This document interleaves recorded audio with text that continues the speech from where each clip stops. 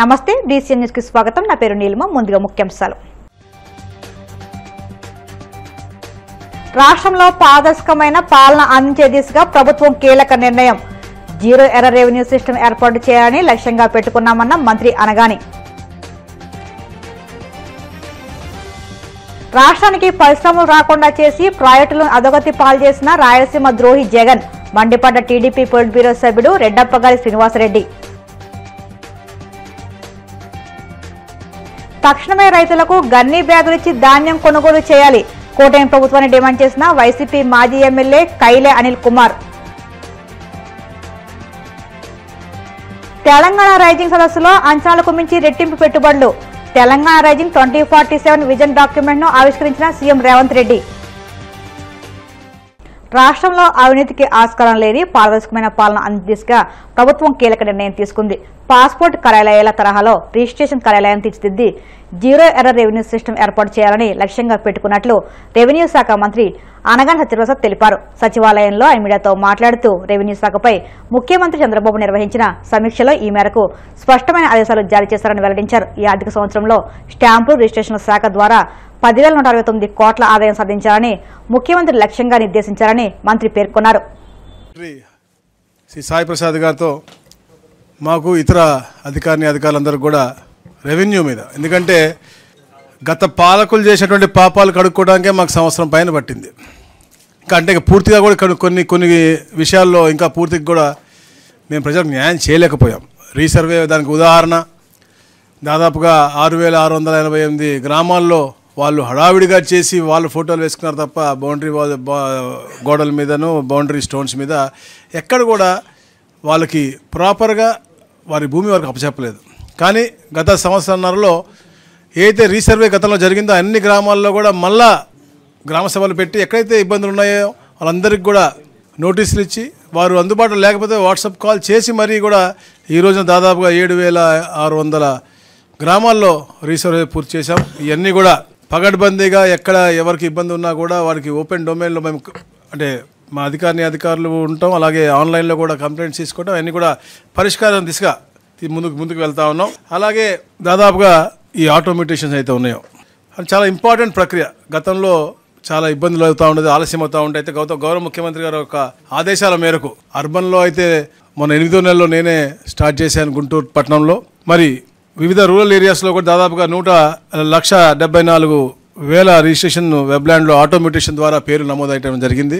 ఇవన్నీ ఒక మంచి పరిణామం. రాబోయే రోజుల్లో ఎలాంటి అంటే ఎర్రర్స్ లేకుండా జీరో ఎర్రర్ రెవెన్యూ చేయాలనే లక్ష్యంతో ఆటోమేషన్ చేసుకుంటూ ఏఐ ద్వారా ఉపయోగించి ఎలా అయితే మనం రిజిస్ట్రేషన్స్ని ఈ యొక్క రెవెన్యూ వ్యవస్థని మనం ఇంటిగ్రేట్ చేయగలము అనేది కూడా ఒక వే ఫార్వర్డ్ కూడా చెప్పడం జరిగింది. 2000 సంవత్సరం ముందు ఉన్నటువంటి అన్ని ROH కూడా రిజిస్టర్ ఆఫ్ హోల్డింగ్స్లో ఉన్నటువంటి సమాచారం అంతా కూడా ఆటోమేషన్ చేసి దాని అన్నీ కూడా ఆన్లైన్లో పెట్టే విధంగా ఎక్కడ రిజిస్ట్రేషన్ అయితే అప్పుడు ఇమీడియట్గా మ్యూటేషన్ అవ్వడం వారికి రిజిస్టర్ పోస్ట్లో ఆ డాక్యుమెంట్స్ వెళ్ళే విధంగా కూడా ఒక కార్యాచరణ రూపకల్పన చేశాం. ఎందుకంటే మనం చూస్తాం ప్రతిరోజు మనం రెవెన్యూ PGRs చూస్తే రెవెన్యూ సమస్య కనపడతా ఉంది. దాంట్లో చేయగలిగిన ఎన్ని చేయలేని ఎందుకు చేయలేము అనేది కూడా చెప్పాల్సిందిగా మేము గతంలో కూడా చాలాసార్లు అధికారులకు చెప్పడం జరిగింది. అయితే ఈ రోజున గౌరవ ముఖ్యమంత్రి గారు ఏదైతే 26 జిల్లాలు ఇవాళ ఉన్నాయో 26 జిల్లాల్లో కూడా జేసీలని నూతనంగా ఎక్కడైతే లేరో అందరిని కూడా ఇమీడియట్గా వారం రోజుల్లో జేసీలని అందరినీ కూడా పెట్టి ఏదైతే జిల్లాలు పెరుగుతూ ఉన్నాయో అక్కడ కూడా అవసరం వచ్చినప్పుడు అక్కడ కూడా పెట్టి తప్పకుండా వారిని అంటే మెజారిటీగా కేవలం రెవెన్యూ సమస్యలు పరిష్కరించడం కోసమే వాళ్ళని వాడే విధంగా అంటే జేసీ ఫీల్డ్లో ఉంటారు, మనకి అగ్రికల్చర్ కార్యక్రమాలు చేస్తారు. కానీ రెవెన్యూ విషయంలో ప్రత్యేకంగా ఈ జేసీలు పనిచేయాలని చెప్పేసి వాళ్ళకు కూడా టైం లైన్ పెట్టి 1 year డౌన్ ద లైన్ ఉన్న ప్రతి సమస్య కూడా పరిష్కారం చేసే దిశగా ఈ కార్యక్రమం చేయాలని చెప్పేసి కూడా చెప్పారు. మరి ముఖ్యంగా అయితే 22A మనం ఎక్కడ చూసినా కూడా వచ్చేది ఆ జాబితాని కూడా క్లారిఫై చేసి ముఖ్యంగా మా దగ్గరికి వచ్చినటువంటి గతంలో అయితే PACSలో ఆక్షన్లో కొన్ని ఉన్నాయి, కోర్టులో ఆక్షన్లో కొన్ని ఉన్నాయి. అవన్నీ కూడా ఇమీడియట్గా క్లియర్ యాజ్ పర్ అంటే 99 ముందు దాన్ని PACSలో అసైన్ భూములు మనం లోన్కి పెట్టుకునే అవకాశం ఉండేది. దాని తర్వాత ఏ అయితే 99 ముందు పెట్టారో అవి డబ్బులు కట్టకపోతే ఆక్షన్ పెట్టేవాళ్ళు. అవన్నీ కూడా 22Aలో పెట్టి చాలామంది రైతులు ఇబ్బంది పడి మా ఆఫీసు తిరుగుతూ ఉన్నారు. అవన్నీ వెంటనే 22A నుంచి తీసేయాలని చెప్పేసి. జగన్ కడప బిడ్డ కాదు కర్ణాటక బిడ్డ అని టీడీపీ పొలిట్ బ్యూరో సభ్యుడు రెడ్డప్పకారి శ్రీనివాసరెడ్డి అన్నారు. నాడు తండ్రి వైఎస్ అధికారంలోకి రాగానే రాష్ట్రానికి వచ్చారని, తండ్రి అధికారాన్ని అడ్డం పెట్టుకుని వేల కోట్లు అక్రమంగా సంపాదించి కర్ణాటకలో పెట్టుబడులు పెట్టారని అన్నారు. తర్వాత జగన్ ముఖ్యమంత్రిగా ఉన్న 5 ఏళ్లు ఇక్కడ దోచుకున్న డబ్బును తీసుకువెళ్లి కర్ణాటకలోనే పెట్టుబడులు పెట్టారని, రాష్ట్రానికి పరిశ్రమలు రాకుండా చేసి ప్రాజెక్టులను అధోగతి పాలు చేసిన రాయలసీమ ద్రోహి అని మండిపడ్డారు. ముఖ్యమంత్రి చంద్రబాబు ప్రాజెక్టులను వేగంగా నిర్మించి రాయలసీమ రైతులకు సాగునీరు అందించే లక్ష్యంతో పనిచేస్తున్నారని పేర్కొన్నారు. కాంగ్రెస్ పార్టీ అధ్యక్షులు జగన్మోహన్ రెడ్డి గారి పరిస్థితి చూస్తే ఒకసారి జాలేస్తూ ఉంది. అసలు ఈయనది ఏ రాష్ట్రం అని చెప్పి నేను అడుగుతా ఉండా, ఏ జిల్లా అని చెప్పి నేను అడుగుతా ఉండా. అధికారం కోసం రాజకీయం కోసమేమో ఆంధ్రప్రదేశ్, వ్యాపారం కోసం నివాసం కోసం కర్ణాటక రాష్ట్రం. ఆనాడు చంద్రబాబు నాయుడు గారు ఎప్పుడైనా ఒక రోజు హైదరాబాద్కు వస్తే పక్క రాష్ట్రం నుంచి రాజకీయం చేస్తున్నారు చంద్రబాబు నాయుడు గారని విమర్శించిన మీరు ఈరోజు వారానికి 4 రోజులు కర్ణాటక రాష్ట్రంలో నివాసం ఉంటూ అక్కడ వ్యాపారాలు చేసుకుంటూ రాష్ట్రంలో అధికారంలో ఉన్న సమయంలో అక్రమ సంపాదన అంతా అక్కడ పెట్టుబడులు పెడుతూ వ్యాపారం చేసుకుంటున్న మీరు ఆంధ్రప్రదేశ్ వాసులా అని చెప్పి నేను అడుగుతా ఉండా, కడప వాసులా అని అడుగుతా ఉండా, రాయలసీమ బిడ్డనా అని అడుగుతా ఉండా. కడప జిల్లా మాది, జగన్మోహన్ రెడ్డి గారు మాది కడప జిల్లానే, మేము రాయలసీమ వాసులమే. మీరు అధికారం కోసం ఇక్కడ వచ్చి రాజకీయం కోసం, రాజకీయ పదవుల కోసం ఆంధ్రప్రదేశ్ అంటారు, వ్యాపారం కోసం కర్ణాటక రాష్ట్రంలో ఉంటారు. అధికారంలో ఉన్నప్పుడు ఇదే పందా, ప్రతిపక్షంలో ఉన్న ఇదే పందా, అబద్ధాలు చెప్పడం, అసత్యాలు మాట్లాడడం ఒక పేటెంట్ రైట్స్గా తీసుకున్నారు మీరు. ఈ ప్రభుత్వం ఏ కార్యక్రమం చేసినా సాక్షి మీడియా, సాక్షి పత్రిక ద్వారా అబద్ధాలు, అభూత కల్పనలు, లేనిపోని ప్రజలను మభ్యపెట్టే ప్రయత్నాలు, విష ప్రచారాలు చేస్తున్న నీ సాక్షి మీడియా, సాక్షి ఛానల్తో పెట్టి నువ్వు ఇక్కడ రాజకీయం చేస్తూ ఉండవు. రాష్ట్రాన్ని పెట్టుబడులు పెట్టే వాళ్ళని అందరినీ కూడా బెదిరించే ప్రయత్నం చేస్తూ ఉండవు. ఈరోజు రాష్ట్రానికి 20 లక్షల కోట్ల పెట్టుబడులు వస్తున్నాయి. దేశ విదేశాల నుంచి పెట్టుబడిదారులందరూ కూడా చంద్రబాబు నాయుడు గారి ఫేస్ వాల్యూ, లోకేష్ గారి కృషి వల్ల ఈ రాష్ట్రానికి అంత పెద్ద ఎత్తున పెట్టుబడులు వస్తూ ఉంటే దాని మీద కూడా విషం జల్లే ప్రయత్నం చేస్తూ ఉండవు. ఈ 1.5 సంవత్సర కాలంలో కూటమి ప్రభుత్వం అధికారంలోకి వచ్చిన తర్వాత రాష్ట్రంలో ప్రజలు ప్రతి ఒక్కరూ సంతోషంగా ఉండారు. ఈరోజు హత్య రాజకీయాలు లేవు, గొడ్డలి వేట్లు లేవు, కత్తిపోట్లు లేవు. నీ బంధువులు కూడా ఈరోజు సంతోషంగా ఉండారు. ఇటువంటి గొడ్డలిపోట్లు, కత్తిపోట్లు లేవని చెప్పి స్వయాన నీ కుటుంబ సభ్యులు కూడా ధైర్యంగా, హ్యాపీగా రాష్ట్రంలో తిరుగుతున్న పరిస్థితిని మేము కల్పించినామంటే ఈ రాష్ట్రంలో ఎంత సుపరిపాలన ఉందో ఒకసారి మీరు అర్థం చేసుకోవాలా. రాయలసీమ ప్రాంతం అని చెప్తావు, రాయలసీమ బిడ్డనంటావు, కడప జిల్లా వాసిని అంటావు. ఏమి చేసావు 5 సంవత్సరాలు సంపూర్ణంగా అధికారంలో 5 సంవత్సరాలు ఉండి నువ్వు ఏం చేసావు అని అడుగుతా ఉండా. ఒక్క నీటిపారుదల ప్రాజెక్ట్ అయినా పూర్తి చేసావా? ఒక్క మౌలిక వసతుల కల్పన ఒక్క ఊరికన్నా పూర్తి చేసావా? రైతుల్ని ఏనాడైనా పట్టించుకున్నావా? సంక్షేమ కార్యక్రమాలు ఏమైనా ఒక్కటన్నా సరైన లబ్ధిదారికి అందినాయా? 5 సంవత్సరాలు రాయలసీమలో ఒక్క డ్రిప్పు పరికరం, ఒక్క తుంట పరికరం అన్నా నువ్వు ఇచ్చావా అని చెప్పి నేను అడుగుతా ఉండా. ఈ ప్రభుత్వం వచ్చిన తర్వాత రాయలసీమకు ఈ ప్రభుత్వం ఎంత ప్రాధాన్యత ఇస్తో ఒక్కసారి ఓరోకల్లు కానీ, కొప్పర్తి కానీ, ఎంఎస్ఎంఈ యూనిట్లను ముందుకు దూసుకుపోతున్న పరిస్థితిని మీరు చూస్తే అర్థమవుతోంది. వేల కోట్ల పెట్టుబడులతో కేంద్ర ప్రభుత్వ సహకారంతో ఈరోజు ఎంఎస్ఎంఈ యూనిట్లంతా కూడా శరవేగంగా పారిశ్రామికంగా పురోగతి చెందుతుంది. ఏదైతే 2014-19 మధ్య కియా మోటార్స్ తీసుకొచ్చామో అదేవిధంగా ఈరోజు కడప జిల్లాలో కూడా ఎంఎస్ఎంఈ యూనిట్ల ద్వారా వేల కోట్ల పెట్టుబడులు వస్తూ ఉన్నాయి. ఉద్యోగ కల్పన జరగబోతూ ఉంది, ఉపాధి జరగబోతూ ఉంది. నీటిపారుదల ప్రాజెక్టులు రాయలసీమలో అన్నీ పూర్తి జరుగుతున్నాయి.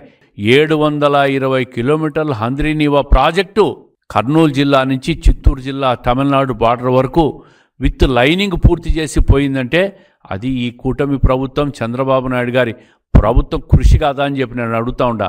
మీలాగా 3 సార్లు 4 సార్లు భూమి పూజలు చేసి షో చేసే ప్రభుత్వం కాదు ఇది. ఇది పని చేసే ప్రభుత్వం. అందుకే ఈరోజు రాయలసీమ అన్ని రకాలుగా కూడా శరవేగంగా ముందుకు పోతూ ఉంది. మౌలిక వసతుల కల్పనలో కూడా సెంట్రల్ గవర్నమెంట్ నుంచి కేంద్ర ప్రభుత్వ సపోర్ట్తో అన్ని రోడ్లు నేషనల్ హైవేలు అయిపోతున్నాయి. ఎయిర్పోర్ట్ ఆధునీకరణలు కూడా ముందుకు పోతున్నాయి. అన్ని రకాలుగా కూడా ఈరోజు రాయలసీమ ముందుకు పోతూ ఉంది. ఇది చూసి ఓర్చలేక ఈరోజు పక్క రాష్ట్రం నుంచి విమర్శలు చేస్తూ ఉంటాం. రైతులు ధాన్యం కళాల్లో ఉన్న కూటమి ప్రభుత్వం కొనుగోలు చేయట్లేదని వైసీపీ రాష్ట్ర అధికార ప్రతినిధి మాజీ ఎమ్మెల్యే కైలే అనిల్ కుమార్ ఆగ్రహం వ్యక్తం చేశారు. తాడేపల్లి వైసీపీ కేంద్ర కార్యాలయంలో ఆయన మీడియాతో మాట్లాడుతూ రైతులకు కనీసం గన్నీ బ్యాగులు కూడా ఏర్పాటు చేయాలని అసమర్థ ప్రభుత్వాన్ని మండిపడ్డారు. ధాన్యం సేకరణ మిల్లర్లు దళారుల ఇష్టారాజ్యంగా మారిందని 1777 మద్దతు ధర ప్రకటించిన తేమ పేరుతో 1300 మించి చెల్లించడం లేదని అన్నారు. రైతులకు ఇంత అన్యాయం జరుగుతున్నా పౌర సరఫరాల శాఖ అధికారులు మంత్రి ఏం చేస్తున్నారని నిలదీశారు. ధాన్యం సేకరించే విషయంలో ప్రతిరోజు కూడా నూతన ఒరవడిని తీసుకొచ్చి రైతుని ఏ విధంగా మోసం చేయాలి అనే ఒక ఆలోచనతోటి మరి కూటమి ప్రభుత్వం కుట్ర పన్నుతా ఉందా, లేకపోతే దళారులు కుట్ర పన్నుతా ఉన్నారా, లేకపోతే రైస్ మిల్లర్స్ కుట్ర పన్నుతా ఉన్నారా? చివరికి నష్టపోయేది మాత్రం ఒక రైతు సోదరుడే కనిపిస్తా ఉంది. అంటే దాదాపుగా కృష్ణా జిల్లాలో నిన్న మొన్న చూస్తా ఉంటే ఎంత దారుణమైన పరిస్థితులు ఇంకా దిగజారిపోయినాయి అంటే ధాన్యం సేకరించే విషయంలో 1350 రూపాయలు 1300కి కొని రైతుల్ని ఒక రకంగా మోసం చేస్తా ఉన్నారు. అంటే వీళ్ళు ఇవ్వాల్సినటువంటి మద్దతు ధర ఏదైతే 1777 రూపాయలు ఉందో ఆ 1777 రూపాయలకి బిల్ కొట్టి, అంటే ఒక 100 బస్తాలు ఒక రైతు ధాన్యం గనక వాళ్ళు అమ్ముకుంటే ఆ 100 బస్తాలు 1777 రూపాయలు అంటే మద్దతు ధర ఇచ్చినట్టు నటించి దాదాపుగా ఒక దానిలో 1350 దానికి సరిపడా అంటే ఒక 1350 రూపాయలు ఒక 100 బస్తాలు అమ్మితే 1,45,000 రూపాయలు అంత వస్తాయి. దాన్ని దాదాపుగా 50,000 రూపాయలు 100 బస్తాల్లో స్కామ్ చేస్తా ఉన్నారు. అంటే ఈ 50,000 రూపాయలు ఎక్కడికి వెళ్తా ఉన్నాయి?